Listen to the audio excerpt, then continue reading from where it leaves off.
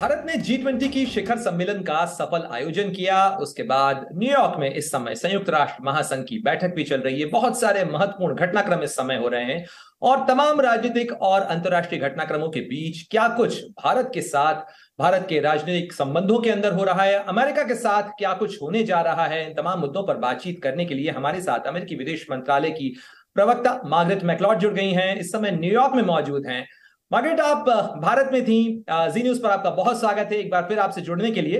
लेकिन मेरा सवाल इसी चीज को लेकर है कि भारत ने G20 की शिखर सम्मेलन का सफल आयोजन किया और उसके बाद संयुक्त राष्ट्र संघ के मंच से अमेरिकी राष्ट्रपति जो बाइडेन ने भी उसकी तारीफ की, उन तमाम आयोजनों की बात की।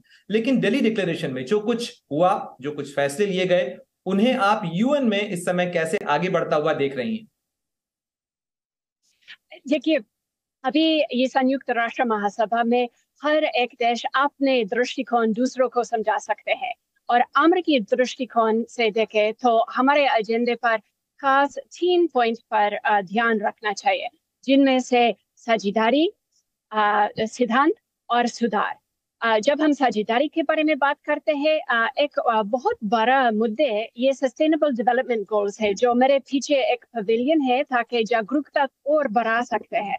क्योंकि अगर हम सन 2030 तक यही लक्ष्य अचीव करें, हम और तेजी से सहयोग करनी है। अभी सिर्फ 15% के गोल्स लक्ष्य ऑन ट्रैक है।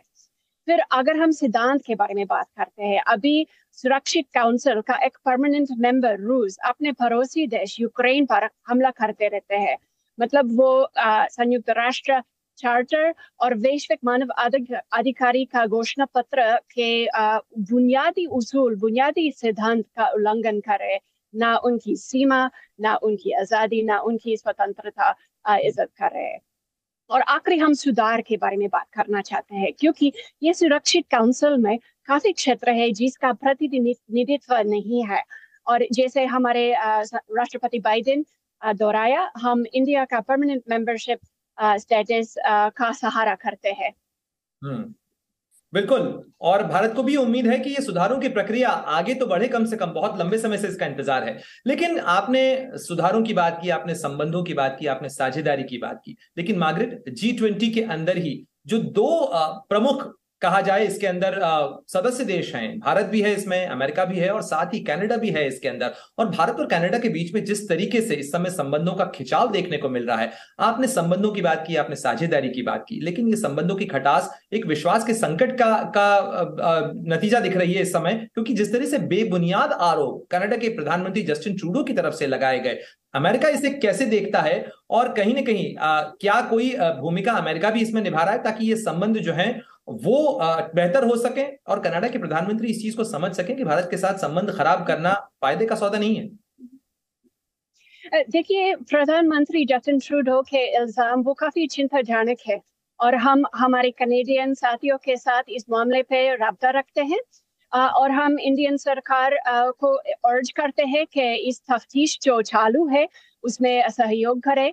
क्योंकि अहम बात यह है कि एक जुर्म हुआ और मुजर्म इंसाफ, न्याय का सामना करे। लेकिन मार्गरेट, चूंकि आज भारत के विदेश मंत्रालय ने इस चीज के ऊपर साफ तौर पर कहा कि कनाडा की तरफ से किसी चीज का कोई सबूत पेश नहीं किया गया, इन्वेस्टिगेशन को लेकर भी कुछ भी शेयर नहीं किया गया। आप किसी भी देश के ऊपर जब आरोप लगाते हैं या इस तरीके की कोई बात करते हैं, इवन अमेरिका भी जब कहता है तो अमेरिका उसके एविडेंसेस देता है। यहां पर कोई एविडेंस शेयर नहीं किया गया। और इन्वेस्टिगेशन कैसे कोई कंट्री ज्वाइन करे, मतलब भारत ही क्यों और कैसे, ये कनाडा की तरफ से नहीं कहा गया। आपको नहीं लगता कि इससे अंतरराष्ट्रीय संबंधों में एक नया संकट खड़ा हो रहा है, जैसे कनाडा की तरफ से प्रतिक्रियाएं सामने आई हैं? देखिए, जब तफ्तीश चालू है, मैं उसकी तफसीली चीज के बारे में बात नहीं कर सकती। हम इंसाफ का प्रक्रिया रखना है। और जैसे आपने कहा, हम सबूत देखकर ये प्रोसेस आगे चलाएंगे।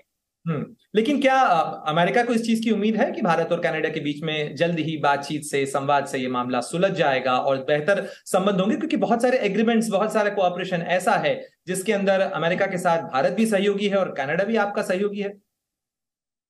ख्वाहिश है कि कोई एक देशों के बीच में अच्छा संबंध हो जाए, लेकिन हमारे कनाडा और अमेरिका के रिश्ता जो है वो तो अलग बात है, और हमारे इंडिया और अमेरिका का रिश्ता एक अलग बात है। दोनों हमारे लिए बहुत अहम साथी है। मार्गरेट, एक और अच्छी बात यह भी हुई कि पिछली बार जब आप इंडिया में थी तब आपने कहा कि अभी देखते हैं, इंतजार करते हैं, लेकिन अब तो ऑफिशियल हो चुका है कि अमेरिकी राष्ट्रपति जो बाइडेन भारत के गणतंत्र दिवस पर मेहमान बन के आ सकते हैं, और जो इंडिया में यूएस के एम्बेसडर हैं उन्होंने ऑफिशियली ये कहा भी है कि इसके लिए इन्विटेशन गया है।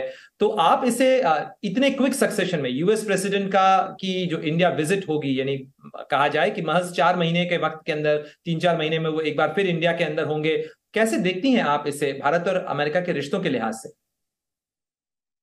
देखिए, मैं व्हाइट हाउस के ऐलान खुद नहीं देखा और उनसे पहले मैं कुछ अनाउंस नहीं कर सकती, लेकिन मैं जानती हूँ कि राष्ट्रपति बाइडेन के इंडिया आने वाले क्वाड शिखर सम्मेलन का मेजबान का तैयारी हो रही है, और मैं जानती हूँ कि हमारे संबंध के लिए ऐसी मुलाकात होती रहती है।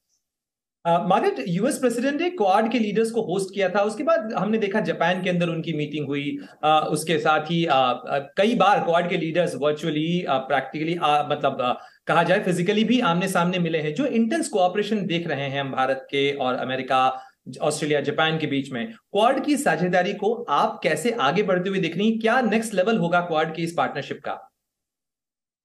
देखिए, बुनियादी तौर पर क्वाड एक ऐसी साझेदारी है जो लाइक माइंडेड लोकतंत्र एक दूसरे से कंसल्टेशन करके दुनिया में कुछ अच्छा काम करे, और हमने स्वास्थ्य के क्षेत्र में उनका मेहनत देखा, और मेरा ख्याल में आने वाले बैठक में और बातचीत भी हो जाएगी। एक आखिरी सवाल मार्गरेट, ये कि ये चूंकि बायलैटरल इश्यूज से जुड़ा हुआ है, भारत में जब अमेरिकी राष्ट्रपति जो बाइडेन आए थे तो काफी सिक्योरिटी कोऑपरेशन दोनों देशों के बीच में है, काफी ट्रस्ट है। तो ये जो खालिस्तानी एलिमेंट्स हैं जो कि अमेरिका के अंदर भी कई बार भारत के दूतावास, भारत के कॉन्सुलेट्स के खिलाफ कार्रवाई करते रहे हैं, अमेरिका ने भरोसा भी दिया, कई बार एक्शन भी लिया, क्या आपको लगता है कि इसके खिलाफ कोई डिसाइसिव एक्शन भी हमें देखने को मिल सकता है अमेरिका की तरफ से, जैसे सिक्योरिटी एजेंसीज कोऑपरेट करती हैं? देखिए, एक लोकतंत्र में हर एक पॉलिटिकल राजनीतिक ख्याल, इजहार राय और इजहार की आज़ादी होनी चाहिए, लेकिन वैसी राय इजहार करने में हिंसा इस्तेमाल ना जायज़ है और ना काबिल कबूल है। आपने कौंसल खाने का जिक्र भी किया, और अमेरिका अपने वियना कन्वेंशंस का वादा जो है वो काफी अहम समझते हैं, और हम बहुत संजीदगी से देखते हैं कि हमारे इंडियन कौंसल खाने और दूतावास के सुरक्षित की जिम्मेदारी देखते हैं। हमसे बातचीत करने के लिए और ये तमाम थॉट्स शेयर करने के लिए आपका बहुत शुक्रिया, और जल्दी उम्मीद है कि भारत में आपसे मुलाकात होगी जब अमेरिकी राष्ट्रपति भारत के दौरे पर आएंगे। नमस्कार। नमस्ते।